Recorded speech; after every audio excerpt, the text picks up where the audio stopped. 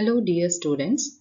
In today's class, we'll be continuing our studies on cell interaction that comes under cell biology.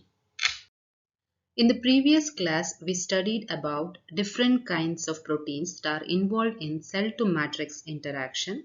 They are structural proteins, elastin, collagen, matrix polysaccharide, proteoglycan, matrix adhesion protein, fibronectin, and laminin. In today's class, we will be studying about cell junction. Cell junctions means a connection between the cells, that is formation of a bridge. Intercellular bridge means a connection between the cells. Intracellular bridge means a connection within the cells. Why are these necessary? Because in order to transfer certain information within the cells or between the cells so that they can form a multicellular organism, without any connection between the cells they cannot form any of the multicellular organism. And further, these cell junctions are classified into anchoring junction, occluding junction, and communicating junction. In anchoring junctions, these junctions, I think you have seen the anchors which are used in boats in order to place them in one place. The same principle applies here.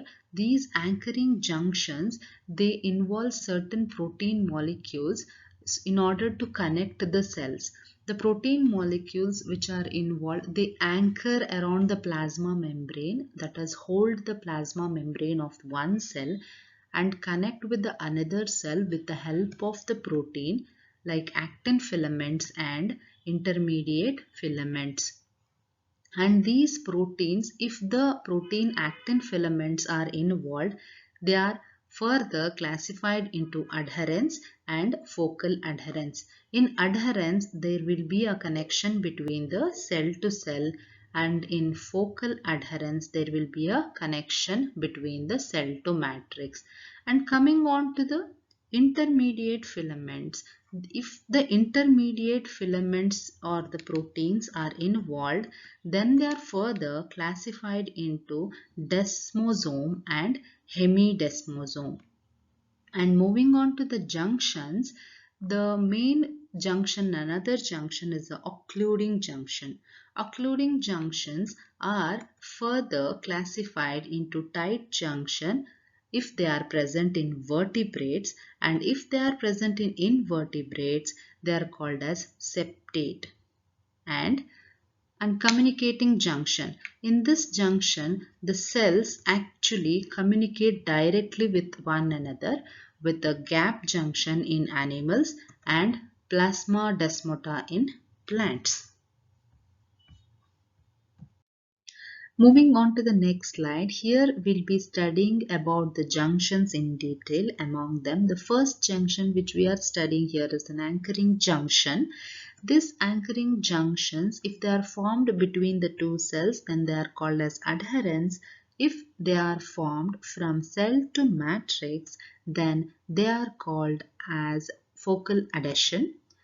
They are present abundantly in many of the tissues, muscles, for example, like heart muscles, epidermis, and they are also expressed in mechanical stress, where they play a very important role, because during a mechanical stress there might be a chances of rupture of the cells. So in order to avoid this, the anchoring junctions helps a lot, and they are made up of intracellular filaments and also the transmembrane proteins. They are these transmembrane proteins involving the anchoring junctions are present in extracellular matrix. And what are the parts of this transmembrane proteins? Means type of this transmembrane proteins are cadherins, integrins, immunoglobulins, and selectins. I hope you remember about the integrin which I explained you in the previous class.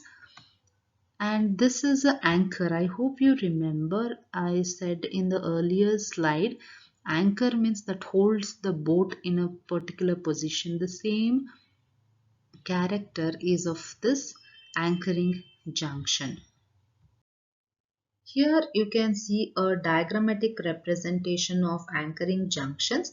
Here there are two cells, that is cell 1 as well as cell 2, and actin filaments are involved in an anchoring junction. If actin filaments are involved, then they are called as adherents, where cell to cell interaction takes place with the help of this actin filament protein. Here you can see these two are the actin filament protein of two different cells, and intermediate filaments are also involved. Here you can see the intermediate filaments where cell to cell interaction, that is cell to matrix interaction takes place. This is the matrix. Cell to matrix interaction takes place, and the type of the intermediate filament is desmosome. And actin filament interaction, here you can see a focal adhesion. Here the cell to matrix interaction takes place. Here you can see the actin filament, and this is the matrix. And here hemidesmosome, this is the intermediate filament that connects to the extracellular matrix of another cell.